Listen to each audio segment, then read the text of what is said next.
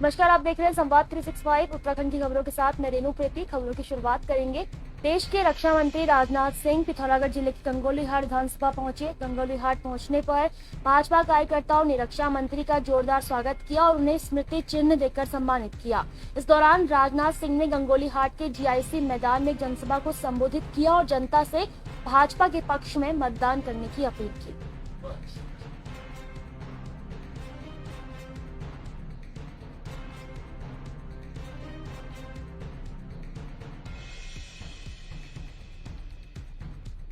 रक्षा करते हुए सर के नाम अंकित हो। मैंने उन्हें यह भी सुझाव दिया है, ऐसी व्यवस्था कर दिया है कि परिवार के सदस्य घर बैठे भी यदि अपने परिवार के शहीद हुए जवान को श्रद्धांजलि अर्पित करना चाहते हैं तो लैपटॉप और मोबाइल से भी अपनी श्रद्धांजलि अर्पित कर सके, ऐसी व्यवस्था होनी चाहिए। उन्होंने आश्वस्त किया है इस काम को करेंगे। सेना के जवानों के भी बहुत सारे मामले थे। वन रैंक वन पेंशन लंबे समय से कांग्रेस की सरकार ने इसे लटका रखा था, हमारी सरकार ने ही आकर इसे पूरा किया है। और वहीं भाजपा ने पिथौरागढ़ की गंगोलीहाट विधानसभा सीट पर कांग्रेस को बड़ा झटका दिया है। गंगोलीहाट विधानसभा में राजनाथ सिंह के कार्यक्रम के दौरान कांग्रेस के गंगोलीहाट से पूर्व विधायक रहे नारायण राम आर्य ने अपने समर्थकों के साथ भाजपा का दामन थाम लिया। भाजपा की सहायता लेते हुए नारायण राम आर्य ने कांग्रेस पार्टी पर कई आरोप लगाए। लोग कहेंगे कि इन्होंने पार्टी परिवर्तन इसलिए किया होगा कि भविष्य की राजनीति के लिए। मैंने भविष्य की राजनीति के लिए पार्टी को बदला नहीं। मेरा कार्यकाल मैंने केवल 5 साल के लिए इनसे निवेदन किया था कि मुझे 5 साल तक आप समय दीजिए जनसेवा का मुझे करें। और मुझे सबसे बड़ा दुख इस बात का लगा, किसी का भी मुझे कोई सांत्वना संदेश दूरभाष से नहीं आया, जिसका मुझे बहुत दुख हुआ।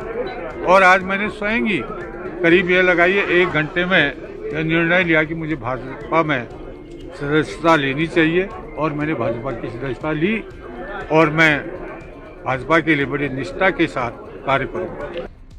और अब खबर टिहरी से। टिहरी जिले के प्रतापनगर कांग्रेस के प्रदेश अध्यक्ष गणेश गोदियाल पहुंचे, जहां उन्होंने कांग्रेस पार्टी के प्रत्याशी विक्रम सिंह नेगी के समर्थन में डूंग मंदार पट्टी के सेमंटी धार में सभा को संबोधित किया। गणेश गोदियाल ने केंद्र और प्रदेश सरकार को कोसते हुए प्रदेश में कांग्रेस की सरकार बनने पर विकास पर जोर दिया।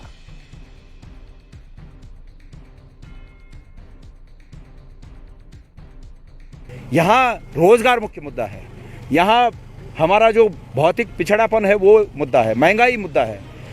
तो इन मुद्दों से ध्यान भटकाने के लिए बीजेपी कुछ भी कर सकती है। बीजेपी, मैंने कहा ना, कृत्रिम तौर पर लहरें बढ़ाकर चुनाव जीतना चाहती है, लेकिन बिल्कुल यहाँ की जनता उनकी हकीकत को समझ गई है और उसमें सफल नहीं होंगे। उत्तराखंड राज्य सादत के बाद बना है और निश्चित तौर पे लोगों के मूल में जो भावनाएं हैं वो ये है कि घर और गांव का विकास होगा। घर और गांव में हम रोजगार और स्वरोजगार के अवसर पैदा करेंगे, लेकिन ऐसा दूर दूर तक देखने को नहीं मिला, जिस कारण जनता आक्रोशित है, अंदर से बड़े गुस्से में है और वोट के रूप में राजनीतिक जवाब देगी। लोग भारतीय जनता पार्टी के जुमलों से, झूठे वादे, कोरे भाषण और जो जनमानस को गुमराह करने का काम भारतीय जनता पार्टी ने किया, लोग समझ चुके हैं। गांव की माताएं बहनें जिनको बहुत सारे वादे और भरोसा भाजपा ने दिलाया था, जो बेरोजगार नौजवान जो दर दर की ठोकरें खा रहा है, वो तमाम लोग इस समय भारतीय जनता पार्टी को सबक सिखाने जा रहे हैं और पूरे प्रदेश में कांग्रेस का माहौल है, कांग्रेस के पक्ष में माहौल है। विधानसभा चुनाव को देखते हुए काशीपुर में पुलिस प्रशासन भी लगातार मुस्तैद नजर आ रहा है। इसे लेकर काशीपुर में बीएसएफ और पीएससी व पुलिस ने मिलकर पूरे शहर में फ्लैग मार्च निकाला, तो वहीं लोगों को जागरूक करने का भी प्रयास किया गया। पुलिस प्रशासन द्वारा लोगों को मास्क लगाकर रखने और सोशल डिस्टेंसिंग का पालन करने के निर्देश दिए।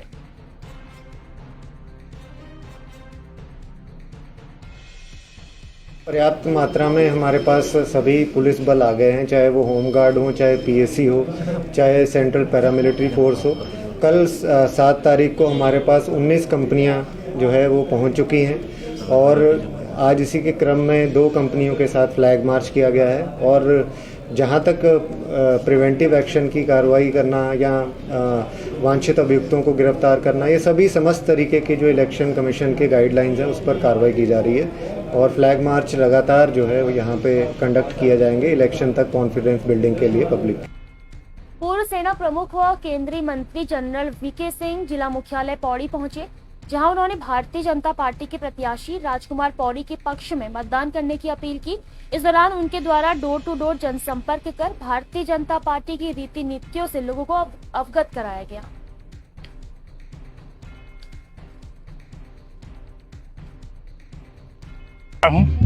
भारतीय जनता पार्टी के प्रति जो लोगों का विश्वास है और जिसकी वजह से लोग आज मोदी जी को मानकर और जो मेरी लगातार जनता के बीच में आना जाना बना रहा है, इस वजह से लोग मुझे अथाह प्रेम और समर्थन दे रहे हैं। और मैं समझता हूं कि अगर ऐसा ही समर्थन मेरे साथ बना रहता है तो भारतीय जनता पार्टी की पहली सीट होगी। हमें पूरी आशा है कि जिस तरीके का काम भारतीय जनता पार्टी ने प्रदेश में किया है, देश में किया है, जनता जो है वो पार्टी का साथ देगी। पौड़ी जिले के चौपट्टा खाल विधानसभा से भाजपा प्रत्याशी सतपाल महाराज भी लगातार सक्रिय नजर आ रहे हैं। इसी कड़ी में उन्होंने खिलकू, मासो, गढोली, मसेटा, चपड़ियों आदि गांव में पहुंचकर चुनाव प्रचार किया। इस दौरान उन्होंने भाजपा सरकार के 5 सालों की उपलब्धियों को जनता के बीच रखा। तो वहीं हरीश रावत पर तंज कसते हुए कहा कि हरीश रावत मुंगेरी लाल हैं, जो दिन में भी सपने देखते हैं, लेकिन जनता उन्हें इस बार चुनाव में घर बैठा रही है।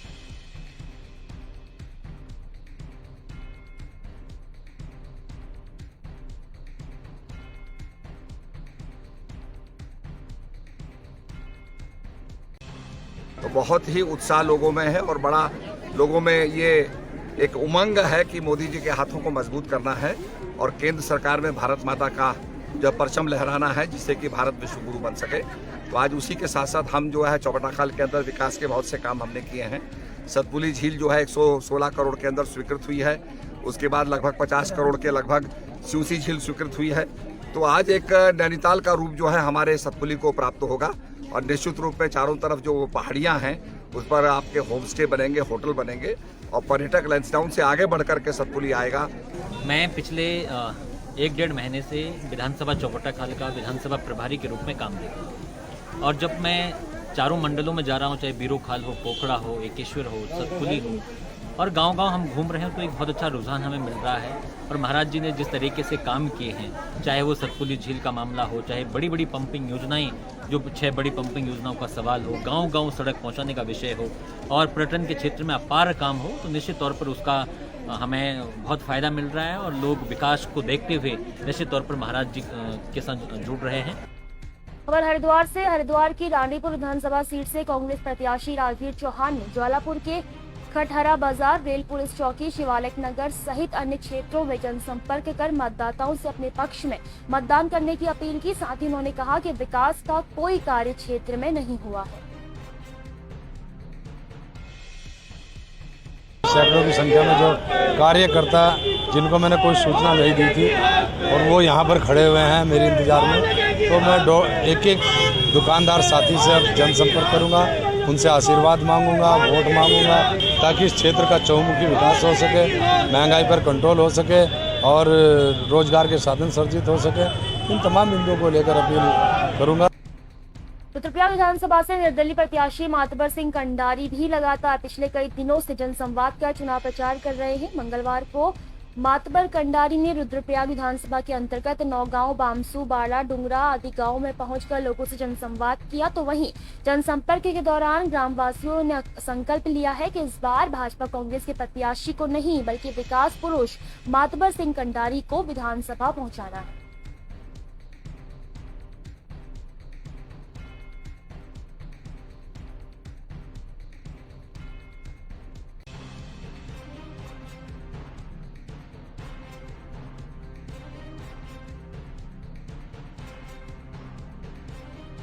खबरों में आगे बढ़ेंगे। खबर हरिद्वार से, जहां लगातार भाजपा प्रत्याशी मदन कौशिक प्रचार प्रसार कर रहे हैं। इसी कड़ी में भारतीय जनता पार्टी के जिला महामंत्री और भाजपा के हरिद्वार विधानसभा प्रत्याशी मदन कौशिक के मुख्य निर्वाचन अभिकर्ता विकास तिवारी ने हरिद्वार प्रेस क्लब में पत्र वार्ता करते हुए कांग्रेस प्रत्याशी पर आरोप लगाए। उन्होंने कहा कि समर्थकों द्वारा हरिद्वार की जनता के साथ दुर्व्यवहार, मारपीट और अपशब्दों का प्रयोग किया जा रहा है। उन्होंने जनता से भाजपा प्रत्याशी मदन कौशिक के पक्ष में मतदान करने की अपील की।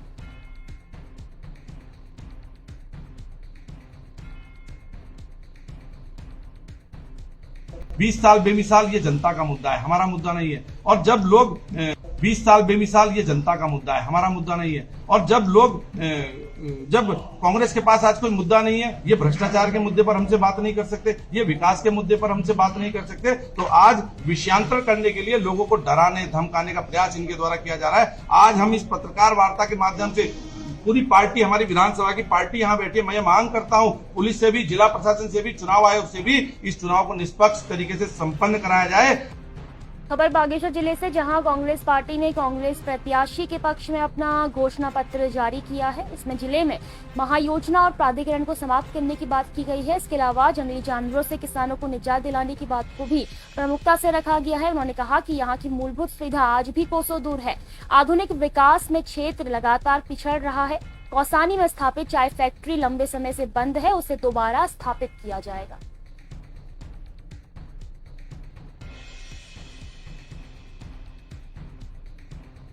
इसमें वो तमाम मुद्दे हैं जो समस्याएं, चाहे बंदरबाड़ा हो या फिर जंगली जानवर हो, IIT है, ITI है, पॉलिटेक्निक है, या फिर स्वास्थ्य से संबंधित, शिक्षा से संबंधित है, और प्राधिकरण का जो समस्या चल रहा है, वो तमाम मुद्दे हैं जिसको हम लोगों ने रखा है। बेरोजगारों के लिए स्किल डेवलपमेंट के साथ बाकी चीजें हैं ताकि हम उन्हें रोजगार मुहैया करा सके, और वैसे भी कांग्रेस खुद जनरेट करती है। और अब बात नैनीताल की कालाढूंगी विधानसभा से, जहां पर इस बार चुनाव काफी रोचक होता दिख रहा है। कालाढूंगी से कांग्रेस के उम्मीदवार महेश शर्मा ने कहा, कुमाऊनी भाषा में भाजपा प्रत्याशी बंशीधर भगत पर राज्यों खत्म करने की बात को लेकर तंज कसा और कहा कि मधु पोखियल अफी देखियो। महेश शर्मा ने कहा कि इस बार जनता उन्हें सबक सिखाएगी और कांग्रेस की सरकार पुनः राज्य में आने वाली है।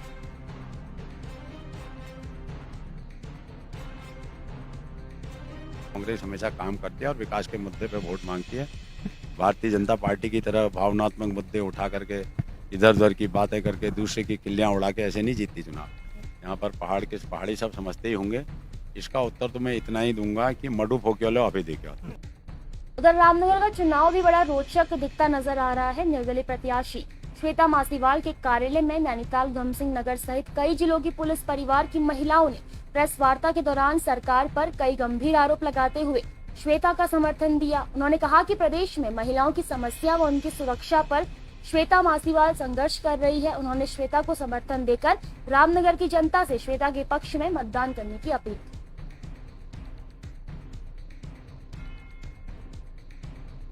श्वेता मासीवाल क्योंकि एक समाज सेविका है और एक महिला है, पढ़ी लिखी कर्मठ महिला है, जिन्होंने अपने मतलब बिना किसी पद में रहते हुए समाज सेवा की है।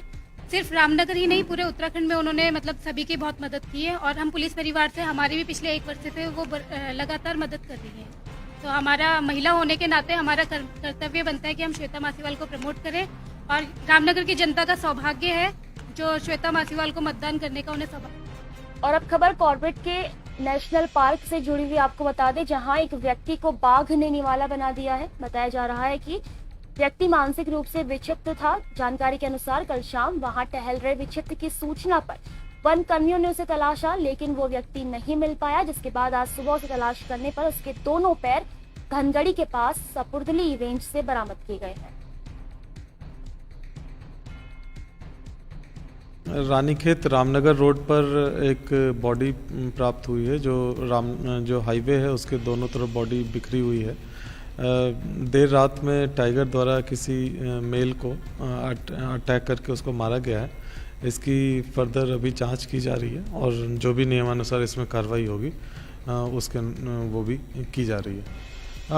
उस एरिया में टाइगर का मूवमेंट लगातार होता है। एक नॉर्मल वहाँ पर जो वाइल्ड एनिमल्स का मूवमेंट है वो लगातार वहाँ पर देखा गया है। तो जो भी हमारे टीमें हैं फॉरेस्ट डिपार्टमेंट की, वो वहाँ पर लगातार एक्टिव रहती हैं। साथ ही साथ जो हम वहाँ पे एडिशनल टीम भी डिप्लॉय कर रहे हैं, जो कि वहाँ पे जंगलों में जाने वाले लोगों को सतर्क कर पाएँ ताकि इस तरह की और कोई घटना ना हो। खबर उधमसिंह नगर के काशीपुर से, जहां कुंडा थाना क्षेत्र में पुलिस को बड़ी सफलता हाथ लगी है। पुलिस ने अचानक गश्त के दौरान एक भवन में संचालित हो रही नकली दवा की फैक्ट्री पकड़ी, जिसमें जानलेवा दवाइयां बनाई जा रही थी। पुलिस ने फिलहाल फैक्ट्री की दवाइयों और मशीनों को सीज कर लिया है और 6 लोगों को हिरासत में लेकर न्यायालय में पेश कर जेल भेज दिया है।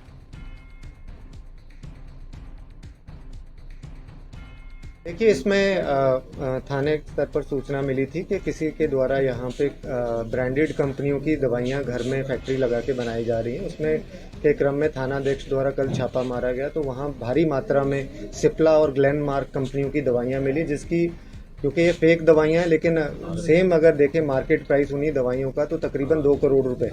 और जो हमारे यहाँ पे इनके द्वारा इक्विपमेंट यूज किए जा रहे थे उसको बनाने के लिए तकरीबन 50 लाख के इक्विपमेंट। तो ये एक विपिन कुमार का व्यक्ति है जो हरिद्वार का रहने वाला है। इसके द्वारा वहाँ पे मजदूरों के माध्यम से एम्प्लॉय किए गए थे। 9 लोग और गिरफ्तार हुए हैं, जिनके द्वारा ये विभिन्न रॉ मटेरियल लाके और पैकिंग का सामान लाके वहाँ से दवाइयाँ आगे भेजी जा रही थी, जो और नॉर्मल सप्लाई में उनको मिक्स किया जा रहा था। तो इनको अरेस्ट करके आईपीसी की धारा में और फूड और कॉस्मेटिक एक्ट है जो, उसमें इनको 10 लोगों को गिरफ्तार किया गया है। और ऐसा प्रतीत हो रहा है कि ये पूरा गिरोह है। पूर्व में भी कुछ मुकदमे प्रकाश में आए हैं इसके हरिद्वार में, जहां इसके द्वारा सिमिलर मोडस ऑपरेंडी की गई है और इसके द्वारा अलग अलग जगह पे किराए पे मकान लेके इस फैक्ट्री का संचालन किया जाता है। उसकी हिस्ट्री जो है थाना पुलिस द्वारा पता की जा रही है और जल्द ही इसमें गैंगस्टर की कार्रवाई की जाएगी। इसी के साथ उत्तराखंड बुलेटिन में बस इतना ही। मुझे दीजिए इजाजत। आप देखते रहिए संवाद। नमस्कार।